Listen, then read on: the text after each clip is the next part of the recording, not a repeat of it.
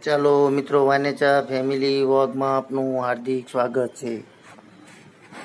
આજે આપણે સરસ મજાની જે રેસીપી બનાવવાની છે મિત્રો, તે લઈને રસોડામાં આપણે આવી ગયા છીએ। ચાલો તમે પણ રેસીપી જોવા માટે તૈયાર થઈ જાઓ। આજે આપણે સરસ મજાના ચણાના લોટના પુડલા બનાવવાના છે, એટલે કે કાંદા અને ટમેટાના સરસ મજાના પુડલા બનાવવાના છે અને તેની સાથે ખાવા માટે સરસ મજાનું રાયતું બનાવવાનું છે મિત્રો। આપણે પુડલાની એક રેસીપી આગળ પણ મૂકેલી છે, તમે ન જોઈ હોય તો આપણા ચેનલ ઉપર જઈને તમે જોઈ લેજો મિત્રો। આજે તો ખાસ આપણે રાયતું બનાવવાનું છે, તેની સાથે સર્વ કરવા માટે તો રાયતાની પણ રેસીપી આપણે બનાવશું આજે, કે તમે પૂરેપૂરો વિડીયો જોઈજો મિત્રો। તો ચાલો હવે સૌપ્રથમ આપણે સરસ મજાના ટમેટાને છીણી લીધા છે, તેમજ સૂકા કાંદા છીણી લીધા છે, તેમજ મરચાંને પણ કટિંગ કરી લીધેલું છે, આદુનું કટિંગ કરેલું છે। તો સરસ મજાનો લોટ તૈયાર કરી લઈએ। ચાલો મિત્રો, સરસ મજાના પુડલા બનાવવા માટે આપણે સૌપ્રથમ બેટર તૈયાર કરી લઈએ। તો અંદર કાંદા, ટમેટા, મરચાંનું વગેરે આપણે અંદર ઉમેરી દીધેલું છે મિત્રો, તમે જોઈ રહ્યા છો।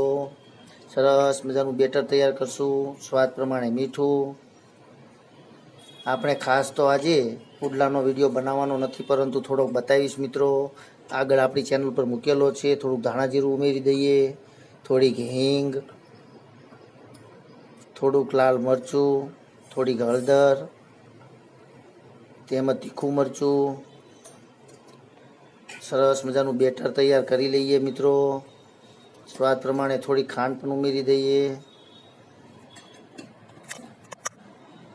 ચાલો તો હવે જરૂર પ્રમાણે આપણે ચણાનો બેસન પણ ઉમેરશું મિત્રો, અને સરસ મજાનું બેટર તૈયાર કરશું।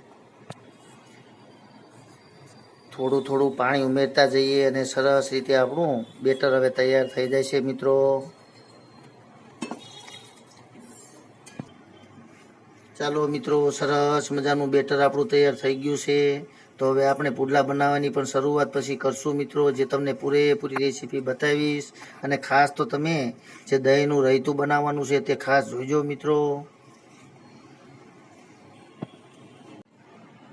ચાલો મિત્રો, સરસ મજાનું રાયતું પણ આપણે હવે તૈયાર કરી લઈએ। આપણે થોડુંક દહીં લીધેલું છે મિત્રો, તેની અંદર સ્વાદ પ્રમાણે મીઠું ઉમેરી દઈએ, થોડુંક ધાણા જીરું, થોડીક હળદર, થોડુંક લાલ મરચું, તેમજ આદુ, મરચાં અને ધાણાની પેસ્ટ તૈયાર કરેલી છે તે પણ ઉમેરી દઈએ મિત્રો। ચાલો મિત્રો, અંદર થોડાક રાઈના તુરિયા પણ ઉમેરી દઈએ। આજે આપણે સરસ મજાનું રાયતું બનાવવાનું છે। થોડીક આપણે સેવ પણ ઉમેરી દઈએ, જે આપણે ઘેર જ બનાવેલી સેવ છે મિત્રો, જે આગળ આપણે ચેનલ ઉપર એની રેસીપી પણ મૂકેલી છે મિત્રો, તમે જોઈ લેજો। આજે સરસ મજાના સૂકા કાંદા અને ટમેટાના પુડલા જે આપણે બનાવવાના છે, તેની સાથે સર્વ કરવા માટે ખાસ રાયતું બનાવીએ છીએ મિત્રો। તમે પણ આવું રાયતું બનાવીને તેની સાથે ખાઈજો, ખૂબ જ મજા આવશે જમવાની। તો ચાલો મિત્રો, તમે જોઈ રહ્યા છો સરસ મજાનું આપણું રાયતું પણ તૈયાર થઈ ગયું છે। તો ચાલો હવે પુડલા બનાવવાની શરૂઆત પણ કરી દઈએ મિત્રો। ચાલો મિત્રો, સરસ મજાના હવે આપણે કાંદા ટમેટાના પુડલા પણ તૈયાર કરી લઈએ મિત્રો। આપણું રાયતું સરસ તૈયાર થઈ ગયું છે, પુડલા પણ તૈયાર કરી લઈએ, ત્યાર પછી આપણે જમવા માટે બેસશું મિત્રો।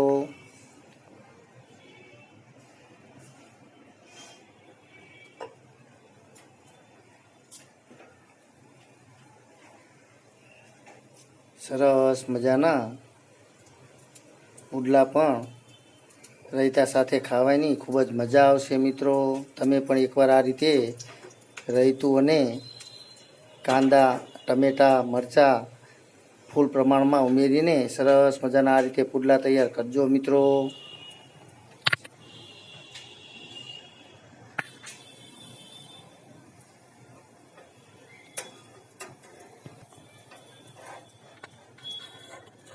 સરસ મજાના પુડલા આપણા તૈયાર થઈ રહ્યા છે.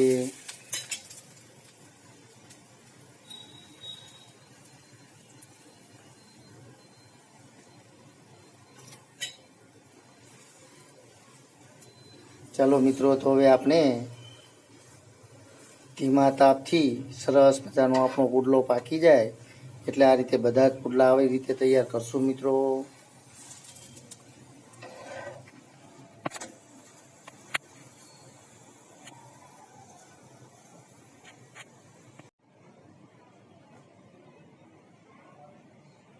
ચાલો મિત્રો, સરસ મજાના આપણા પુડલા અને રૈતું તૈયાર થઈ ગયું છે મિત્રો.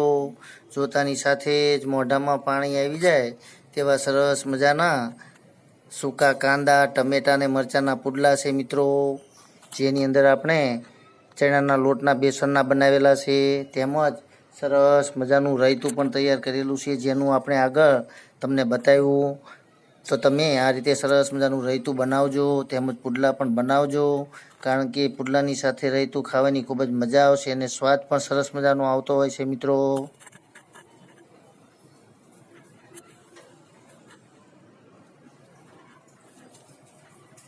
તો ચાલો મિત્રો, તમને જો મારી આ રેસીપી પસંદ આવી હોય તો ચોક્કસથી લાઈક કરજો, શેર કરજો અને સબસ્ક્રાઈબ કરજો.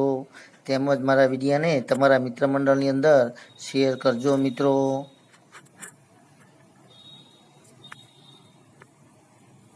જય યોગેશ્વર ભગવાન, જય માતાજી.